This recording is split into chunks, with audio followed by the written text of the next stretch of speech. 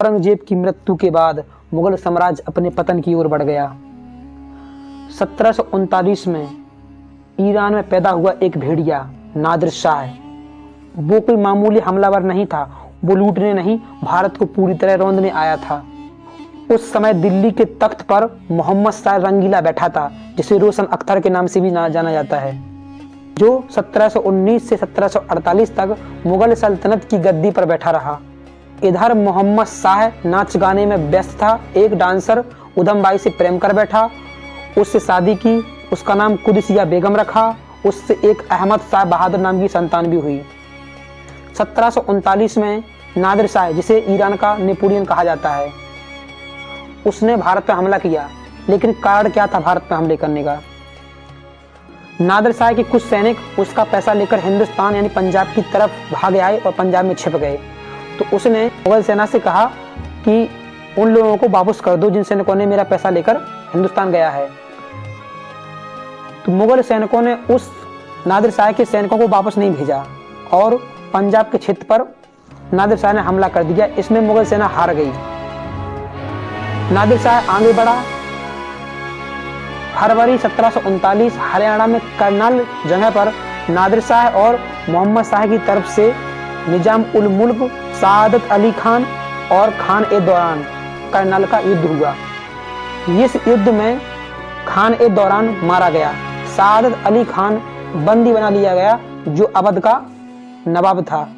निजाम उल मुल्क, जिसने 1724 में हैदराबाद राज्य की स्थापना की थी, शांतिदूत के रूप में नादिर शाह के सामने गया और उसने नादिर शाह से कहा कि आप 50 लाख रुपए रख लीजिए और यहाँ से वापस चले जाइए।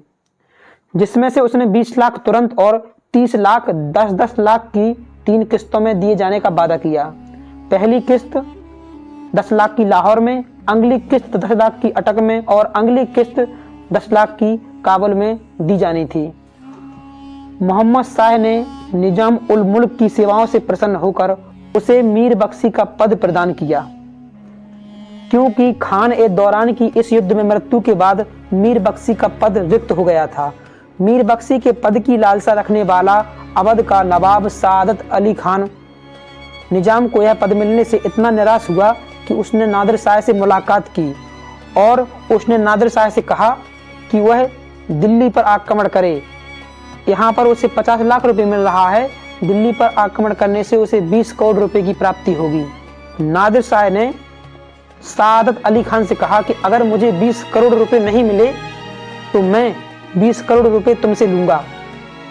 नादिर शाह के इसी डर से सादत अली खान ने मार्च 1739 में हीरा चाटकर आत्महत्या कर ली।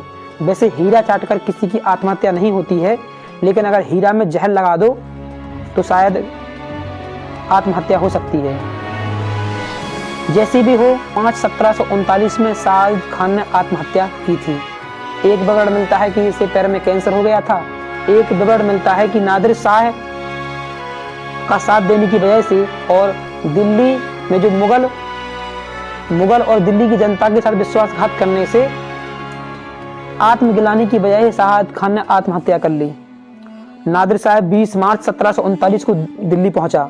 22 मार्च को यह अफवाह दिल्ली में फैल गई कि नादिर शाह की अचानक मृत्यु हो गई है, नादिर शाह मर चुका है। तो दिल्ली की आम जनता भड़क उठी। उसने नादिर शाह की 700 से लेकर 900 सैनिक मार दिए।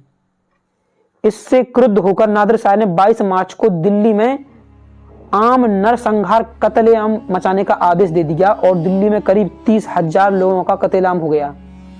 30,000 लोग मारे गए। नादिर शाह लगभग 2 महीने तक दिल्ली में रहा। उसने अधिकतम से अधिकतम धन लूटने का प्रयास किया। सादत खान के उत्तराधिकारी सफदर जंग से 2 करोड़ रुपए लिए। नादिर शाह ने दिल्ली से 30 करोड़ रुपए नगद, 100 हाथी, 7,000 घोड़े, 10,000 ऊंट, 100 हिजड़े, 130 लेखक, 200 लोहार, 200 बढ़ई, 100 पत्थर तराशने वाले और 300 राजमिस्त्री भी अपने साथ ले गया। शाहजहां द्वारा बनवाया गया मयूर सिंहासन और उस पर जड़ा कोह-ए-नूर हीरा को भी नादिर शाह साथ में ले गया था। कोह-ए-नूर के साथ एक और हीरा दरिया-ए-नूर को भी नादिर शाह ले गया था, लेकिन जितनी प्रसिद्धि कोह-ए-नूर को मिली उतनी प्रसिद्धि दरिया-ए-नूर को नहीं मिल सकी। नादिर शाह के छोटे बेटे नासिर उल्लाह मिर्जा के साथ मोहम्मद शाह को एक मुगल राजकुमारी इफ़्फ़त उन्निसा बेगम का विवाह करना पड़ा। यह इफ़्फ़त उन्निसा मोहम्मद शाह की बेटी नहीं थी, यह जहांगीर के बेटे खुसरो मिर्जा के बेटे दावर बख्श की बेटी थी। यानी जहांगीर के पोते दावर बख्श की बेटी थी, जहांगीर की परपोती होगी। समकालीन लेखक गुलाम हुसैन ने अपने ग्रंथ सियार उल मुतखरैन में लिखा है कि नादिर शाह के नरसंहार से दिल्ली में यमुना का जल लाल हो गया था। नादिर शाह ने पंजाब के गवर्नर से 20 लाख रुपए लिए।